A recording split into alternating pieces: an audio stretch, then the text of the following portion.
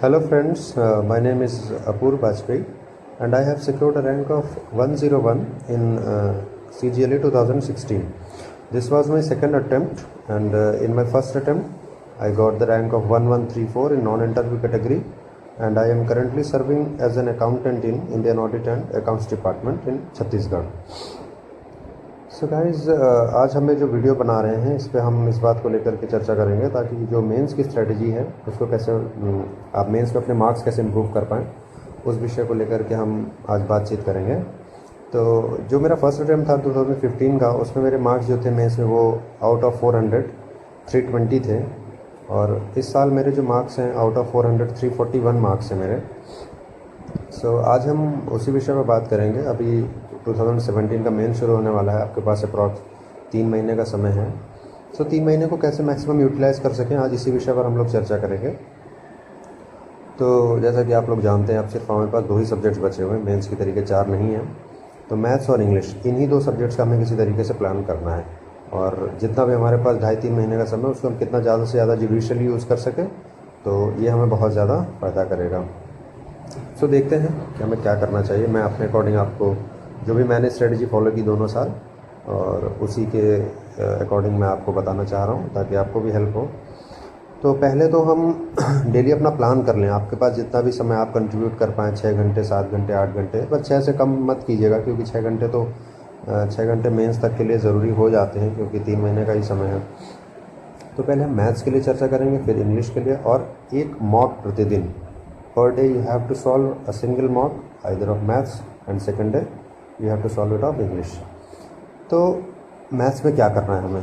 तो सबसे पहले आपके पास मैथ्स का लास्ट ईयर का कलेक्शन होना चाहिए। लास्ट ईयर का मतलब आप जो 2013, 14, 15, 16 जो ये लास्ट ईयर के क्वेश्चंस हैं उनका आपके पास कलेक्शन होना चाहिए। वो आपको किसी भी पब्लिकेशन का मिल जाएगा, बहुत अच्छे अच्छे आते हैं पब्लिकेशन। किरण पब्लिकेशन आता है या MB पब्लिकेशन के लास्ट ईयर के क्वेश्चंस आते हैं। या अगर आप पहले से कोई बुक रिलीजियसली फॉलो कर रहे हैं और आप उसको बहुत अच्छी तरीके से कंफर्टेबल फील कर रहे हैं तो बिल्कुल भी यूज़ मत कीजिएगा, लेकिन अगर एक्स्ट्रा टाइम हो तो आप इन चीज़ों को सॉल्व कर लीजिएगा, ये आपको हेल्प करेंगी।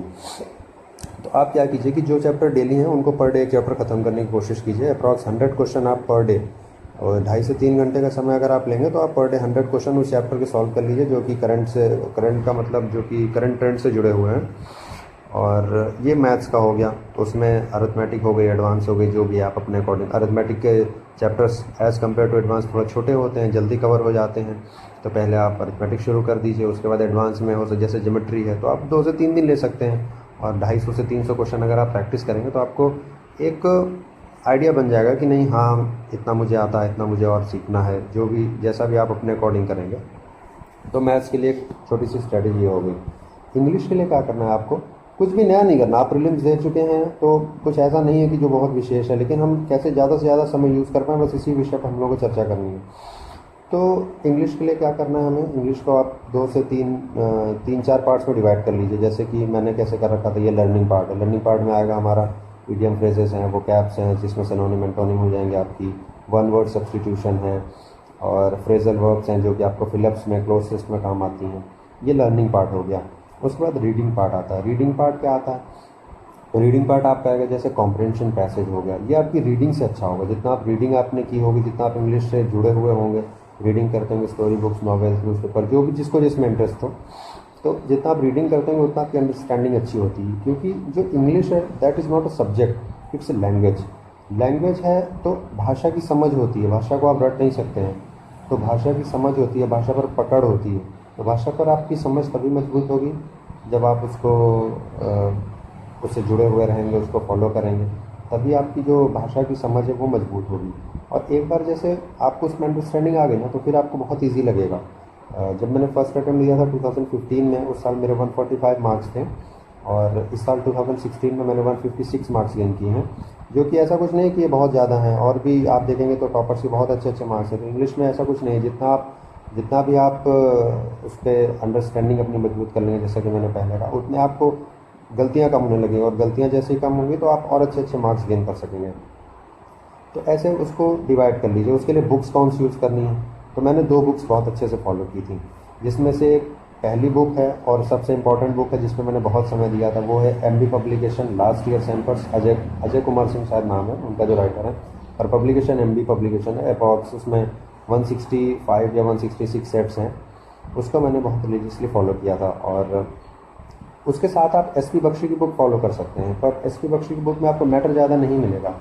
और एसपी बख्शी ने जो बुक लिखी वो ये ध्यान रख के तो नहीं लिखी कि ये सीजीएल में बच्चे पढ़ेंगे, तो क्या है कि उससे आप ट्रेंड से बाहर हो जाएंगे, ट्रेंड से पीछे आगे पीछे हो जाते हैं। लेकिन आपको एक अंडरस्टैंडिंग बनाने में वो बुक बहुत अच्छी हेल्प करती है। ग्रामर के जो छोटे छोटे पॉइंट्स हैं वो आपको उससे मिल जाएंगे। लेकिन जब आप एमबी बुक फॉलो करेंगे, एमबी पब्लिकेशन की बुक है जो लास्ट ईयर क्वेश्चन, उससे आपको ट्रेंड पता चलेगा कि एसएससी क्या पूछना चाहता है, एसएससी क्या कैसे क्वेश्चन पूछ रहा है लगातार।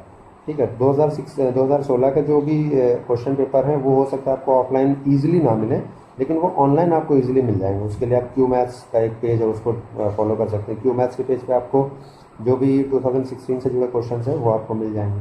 तो इस तरीके से आप मैथ्स और इंग्लिश को फॉलो कर सकते हैं क्या करना है। और एक जो सबसे अहम चीज़ है जो लोग मिस कर देते हैं, उस पर मैं जोर यहाँ देना चाहूँगा, वो है पर डे एक मॉक लगाना है आपको। मॉक टेस्ट यानी एक भी मॉडल पेपर जो भी आप चाहें लास्ट ईयर का, अगर आपके पास है तो लास्ट ईयर का, नहीं है तो आप कोई भी मार्केट से ख़रीद लीजिए। अगर आप आज मैथ्स का लगा रहे हैं तो कल इंग्लिश का लगा लीजिए, फिर एक मैथ्स का फिर एक इंग्लिश का, और संडे को दोनों लगाइए। बीच में 1 घंटे का समय लीजिए, जैसे आप 10 से 12 मैथ्स लगाइए, उसके बाद 12 से 1 अपना गैप ले लीजिए, और 1 से 3 फिर आप इंग्लिश सॉल्व कीजिए। अगर आप ऑनलाइन दे रहे हैं तो ऑनलाइन, ऑफलाइन दे रहे हैं तो ऑफलाइन। मैं इसलिए ऑफलाइन कहूँगा देने के लिए क्योंकि ऑफलाइन देने के बाद आपके पास वो क्वेश्चन पेपर रहेगा, तो उसको बाद में क्या करना है, हमें एनालाइज करना है। मॉक देने के बाद हमें उसको बिल्कुल मिस नहीं करना कि मॉक दे दिया, 150 नंबर बन गया या 110 नंबर बन गए, जितने भी हमारी कैपेसिटी है, उसके बाद हमने उसको बस छोड़ दिया, अब हम कल फिर दूसरा मॉक दे देंगे। ये नहीं करना।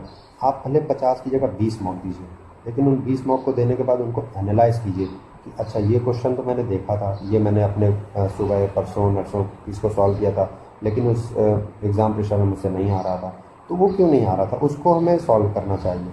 तो उसको बिल्कुल मिस मत कीजिए। जो एग्ज़ाम की जो एनालाइजिंग एग्ज़ाम मॉक देने के बाद जो उसका एनालाइजेशन होता है उसको बिल्कुल मत मिस कीजिए।